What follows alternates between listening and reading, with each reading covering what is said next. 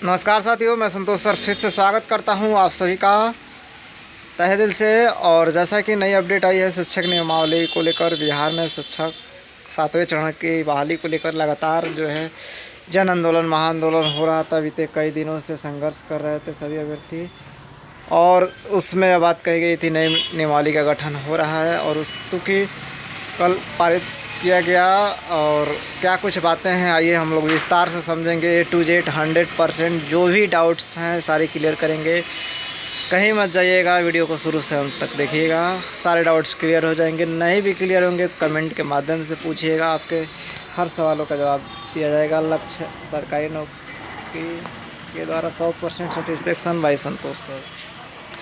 तो देख सकते हैं फैसला बिहार में शिक्षकों की बहाली आयोग करेगा। मतलब अब आयोग के द्वारा, कमीशन के द्वारा बहाली होगी। जैसे बीपीएससी करता है, बीएससी करता है Bihar staff selection commission, Bihar public service commission, इस तरह आयोग बन जाएगा शिक्षकों के लिए। राज्य कैबिनेट से नई शिक्षक बहाली नियमावली को मंजूरी है, सरकार आयोग तय करेगी।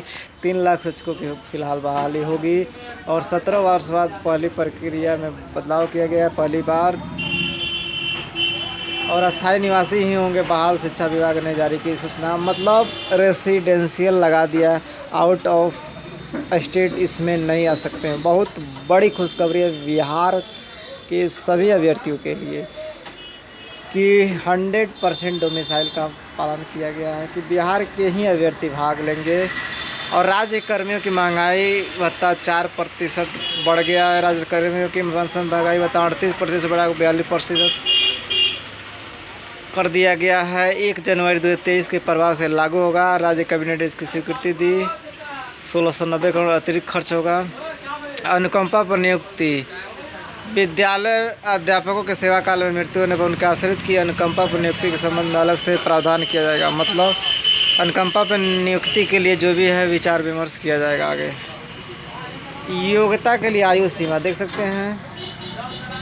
प्राथमिक व मध्य विद्यालय, प्राथमिक व मध्य विद्यालय यानी 1 to 5 और मध्य विद्यालय यानी 1 to 8 वही 6 to 8 के अभ्यर्थियों की न्यूनतम आयु 1 अगस्त को 18 वर्ष तथा माध्यमिक और उच्च माध्यमिक यानी 9, 10, 11, 12 जो है 6 to 8 विद्यालयों में न्यूनतम आयु 21 वर्ष होगी। कोटिवार अधिकतम आयु सीमा वही होगी जो सरकार द्वारा समय तय किए गए हैं।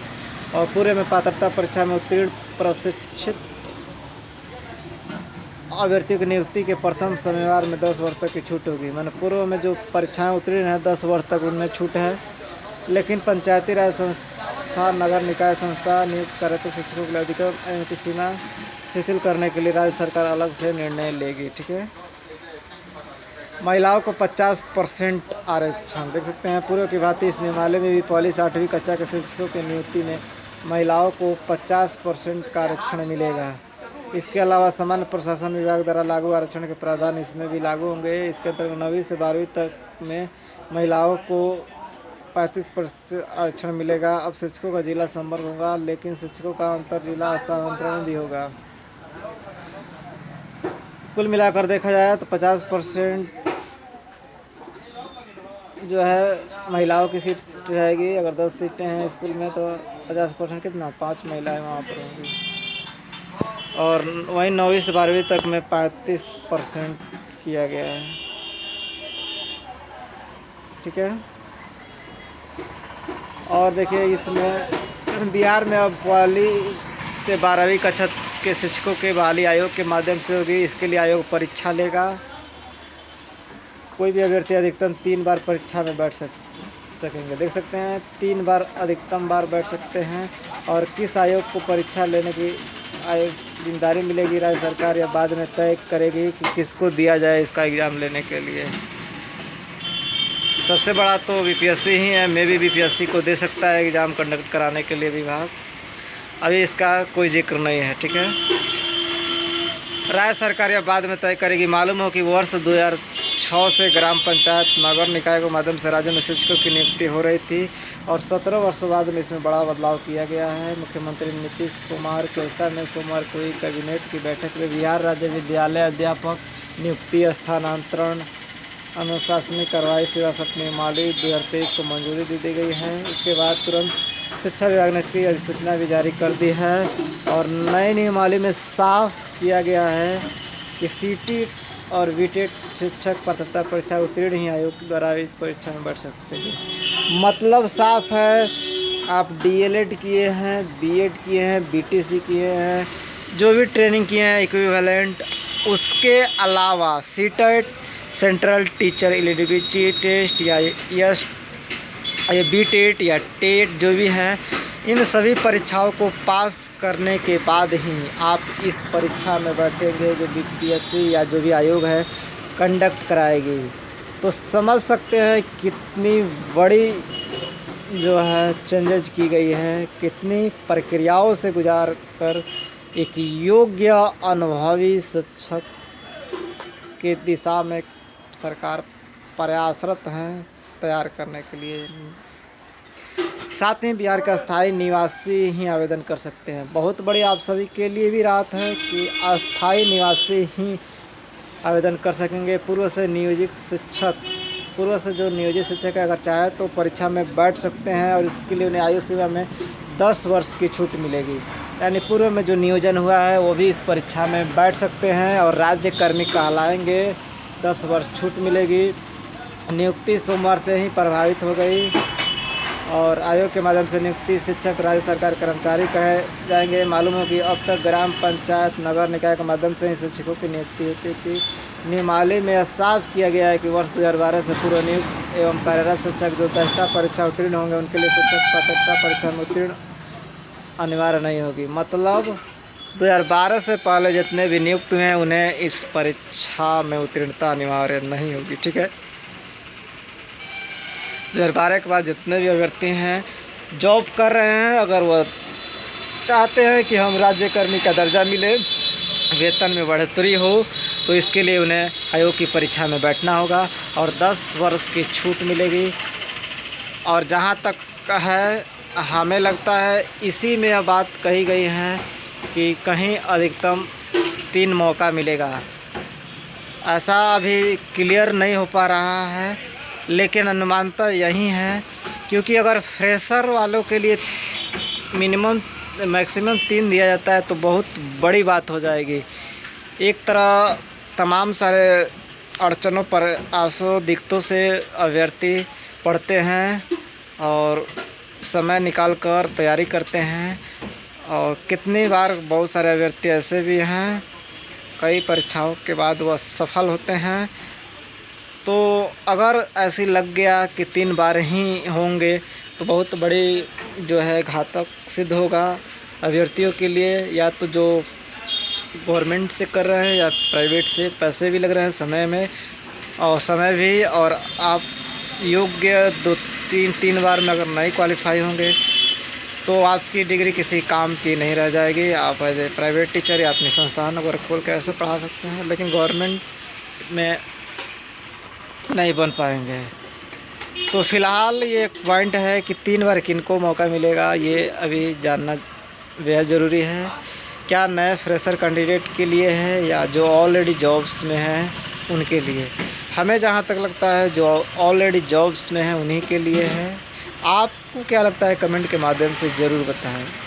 जितना हो सकता है हम आपको 100% सूचनाएँ देने की कोशिश करते हैं। चलिए एक और देखते हैं क्या सूचनाएं हैं एक और सूचनाओं के माध्यम से।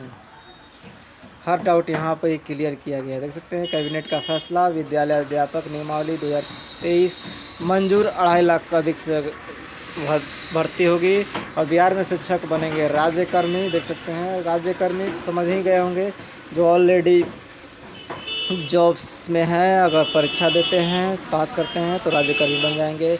और भर्ती के लिए पास करनी होगी बीपीएससी की परीक्षा। देख सकते हैं बात कही जा रही है कि बीपीएससी की परीक्षा पास करनी होगी। मैं भी बीपीएससी कंडक्ट कराए। सीटीईटी एसटीईटी टीईटी उत्तीर्ण परीक्षा में बैठ सकेंगे और अधिकतम 3 बार मौका मिलेगा। देखिए यही एक पॉइंट फंस रहा है कि सीटेट एसटेट टीईटी जो है परीक्षा में बैठ सकते हैं, अधिकतम 3 बार मौका मिलेगा। बहुत बड़ी बात है, बहुत कंफ्यूजिंग और बहुत ही सोचनीय और दयनीय आप सभी अभ्यर्थियों के लिए कि अगर 3 बार मौका मिलता है तो समझ सकते हैं कितनी भयावह स्थिति है। अगर नहीं पास करते हैं तो किसी के साथ क्या गुजरेगी, किसी अभ्यर्थी के साथ, छात्र हों छात्राएं हों, सपने उसके जो है टूट सकते हैं। तो फिलहाल जो न्यूज़ है, जो चीज़ें हैं वो बताई जा रही है।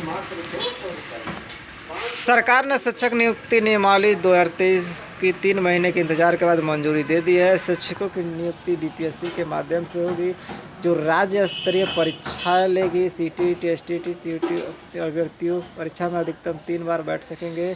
बहाल शिक्षक सरकारी कर्मी कहलाएंगे। इन्हें सरकारी कर्मियों की तरह अनुकंपा का लाभ मिलेगा। नई नियुक्ति नियमावली आज से ही प्रभावी हो गई है और सोमवार को मुख्यमंत्री नीतीश कुमार की अध्यक्षता में आयोजित कैबिनेट की बैठक में बिहार राज्य विद्यालय अध्यापक नियुक्ति स्थानांतरण शासी कार्रवाई 2023 की मंजूरी दे दी गई है। राज्य में वर्ष 2006 से अब तक का नगर निकाय संस्था, पंचायती राज संस्था अंतर्गत शिक्षकों की नियुक्ति से संबंधित नियमावली लागू थी। कैबिनेट की बैठक के बाद मंत्रिमंडल सचिवालय विभाग के अपर मुख्य सचिव डॉक्टर एस सिद्धार्थ ने बताया कि राज्य में पूर्व से नियोजित 4 लाख शिक्षक भी इस प्रक्रिया से राज्यकर्मी के इस नए संग्रह में नियुक्त हो सकेंगे। मतलब परीक्षा दे के राज्यकर्मी का दर्जा प्राप्त करेंगे, सैलरी और बढ़ोतरी कर सकेंगे। परीक्षा में पास होने वाले पुराने नियोजित शिक्षकों का वेतन निर्धारण उनकी वरीयता के हिसाब से तय होगा। अध्यापक बनने के लिए आवेदक को भारत का नागरिक एवं बिहार का स्थायी निवासी होना चाहिए। सबसे बड़ी बात यही बिहार राज्य के अभ्यर्थियों के लिए कि आप जो है एज इंडियन सिटीजन के साथ जो है स्टेट के रेसिडेंशियल भी होना अनिवार्य होगा। अब देखिए कुछ प्रश्न है जो आपके मन में चल रहे होंगे, उन सभी का यहाँ पर एक एक करके जानते हैं। शिक्षकों के भी खाली पद हैं, संख्या बढ़ भी सकती हैं। तो उच्च माध्यमिक 11 और 12 में 89,734, 9वां 10वां माध्यमिक में 44,193, प्रारंभिक में 80,257, हाई स्कूल में 7360 और विशेष शिक्षक के 10,000 पद हैं। अब चलिए एक एक करके क्वेश्चनों को जानते हैं। दीपक कुमार सिंह, शिक्षा विभाग के अपर मुख्य सचिव। पुराने नियोजित शिक्षकों को उम्र सीमा में 10 साल की छूट मिलेगी। बिहार का स्थायी निवासी ही बनेंगे शिक्षक। नई नियमावली का असर क्या? पंचायत और नगर निकायों के 9,222 नियोजन इकाई से नियुक्ति का अधिकार खत्म। चयनित शिक्षकों का जिला कैडर होगा।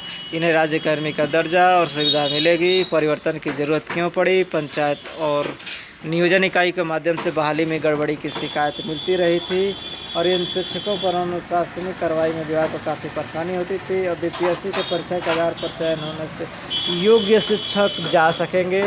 पुराने नियोजित शिक्षकों का क्या? पुराने लगभग 4 लाख नियोजित शिक्षकों को बीपीएससी से ली जाने परीक्षा में शामिल होने का मौका मिलेगा। सफल होने पर नए राज्य कोटि का दर्जा मिलेगा। 3 मौका के बाद भी सफल नहीं होने पर बिना राज्यकर्मी के दर्जा पाए सेवानिवृत्त हो जाएगा। देखिए पॉइंट पढ़ा गया यहाँ पे, अभी तक कंफ्यूजिंग था। तो एक नहीं कई सारे सोर्स पढ़ते रहना चाहिए मटेरियल्स, जिससे क्या है चीज़ें स्पष्ट हो जाए, डार्कनेस नहीं रहना चाहिए। देखिए यहाँ पर स्पष्ट हो गया एक बात कि 3 बार जो मौका मिलेगा वह फ्रेशर के लिए नहीं रहेगा। अकॉर्डिंग टू दिस न्यूज़ वह उन्हीं लोगों के लिए रहेगा जो जॉब्स में हैं और उनको 3 बार दिया जाएगा मौका राज्यकर्मी का दर्जा बनने के लिए। और आप पास नहीं करते हैं तो आप जैसा हैं नियोजित हैं वैसे ही रह जाएंगे और जो है आप उसी तरह सेवानिवृत्त भी हो जाएंगे, मतलब रिटायरमेंट भी हो जाएगा। और नहीं तो परीक्षा दीजिए, 3 बार में असफल हैं तो आपका जैसा है तैसा है। चलिए अच्छा बात है, ये भी है एक डाउट क्लियर हुआ। अब देखिए आरक्षण रोस्टर में भी बदलाव होगा। देखिए चूँकि बहाली बिल्कुल नहीं है और फ्रेश होगी, बिल्कुल नहीं बहाली और फ्रेश होगी, इसलिए आरक्षण का रोस्टर कुल पदों के हिसाब से ही लागू होगा। जैसा अनारक्षित 50% अन्य कोटि के लिए सामान्य प्रशासन विभाग के निर्धारित फार्मूला के हिसाब से आरक्षण मिलेगी। कक्षा 1 से 8 तक के शिक्षक के 50% पद महिलाओं के लिए आरक्षित होगी। जब शिक्षक राज्यकर्मी देख सकते हैं, जब शिक्षक राज्यकर्मी बन जाएंगे तो उन्हें सरकारी कर्मियों की तरह ट्रांसफर पोस्टिंग की सुविधा मिलेगी। बिहार सरकार के नियंत्रणाधीन विद्यालय अध्यापक नए संवर्ग का गठन होगा जो राज्यकर्मी का होगा। शिक्षकों को पूरा जिला में ट्रांसफ़र हो सकेगा। विशेष परिस्थिति में अंतर जिला भी ट्रांसफ़र हो सकेगा। तो कुल मिलाकर देखा जाए तो बहुत बड़ी खुशखबरी है सभी के लिए। और अध्यापक का स्तरवार और विषयवार अलग अलग संवर्ग भी होगा। शिक्षा विभाग के राजकीय बुनियादी, राजकीय प्रोजेक्ट, कन्या मध्य विद्यालय, जो भी विद्यालय है सभी अलग अलग कोटि का, तो अलग अलग उनका जो है सारी डिटेल्स होगा, संवर्ग होगा। और पहले की नियमावली द्वारा नियुक्त बिहार जो भी जिला, नगर निकाय, माध्यमिक सभी हैं वह अलग अलग संवर्ग बना रहेगा। स्कूली शिक्षा में सुधार होगा। बीपीएससी से योग्य अधिक शिक्षक आएंगे या चयनित होंगे, इसका असर निश्चित ही क्वालिटी एजुकेशन पर पड़ेगा। देख सकते हैं 2012 से पूर्व दक्षता परीक्षा उत्तीर्ण शिक्षक के लिए फ़ायदा क्या। तो फ़ायदा यही है कि जो दक्षता परीक्षा उत्तीर्ण होंगे उनके लिए शिक्षक परीक्षा में उत्तीर्णता अनिवार्य नहीं होगी। विद्यालय अध्यापक पद का वेतन भत्ते और अन्य सेवा शर्तें राज्य सरकार के तय करेगी और विभाग द्वारा समय समय पर तय किया जाएगा।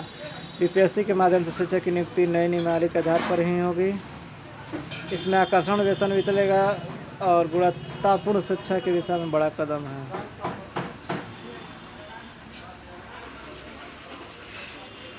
तो देखिए कुल मिलाकर ये बात कही गई है कि गुणवत्तापूर्ण और योग्य शिक्षक मिलेंगे।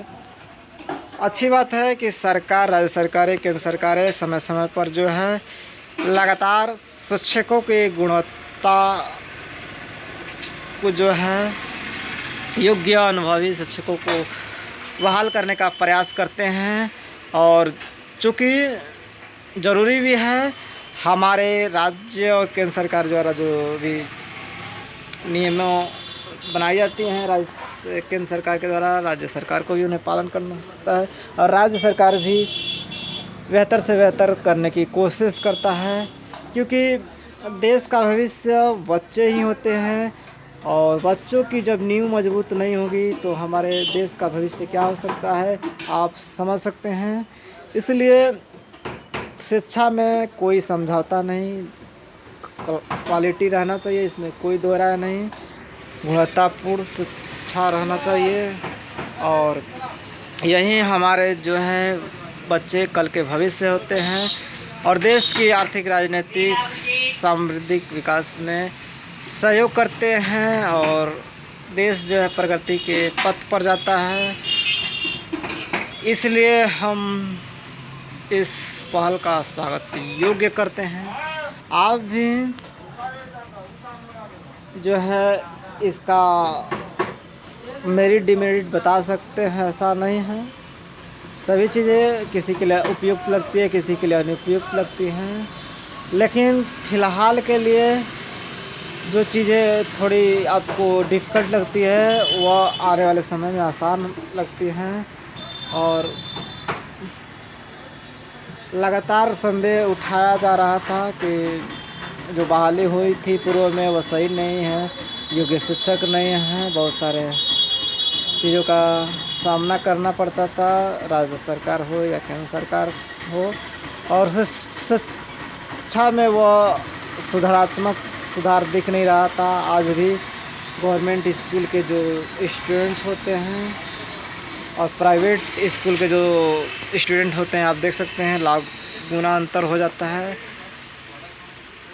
तो समय समय पर प्रशिक्षण भी कराया गया, जो भी अप्रशिक्षित थे प्रशिक्षु अध्यापक, और उन्हें बेहतर से बेहतर योग्य बनाने के लिए राज्य और केंद्र सरकार प्रयासरत हैं और उसके दिशा में फिर से एक नया पहल।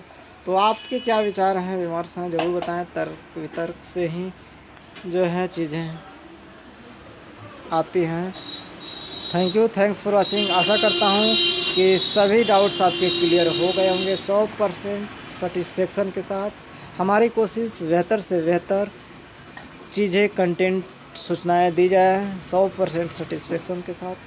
प्यार और विश्वास है आपका कि जिससे कि हम आपके लिए इतना कुछ करते हैं और आप भी हमारे लिए जो है सहयोग और समर्थन बनाए रखते हैं।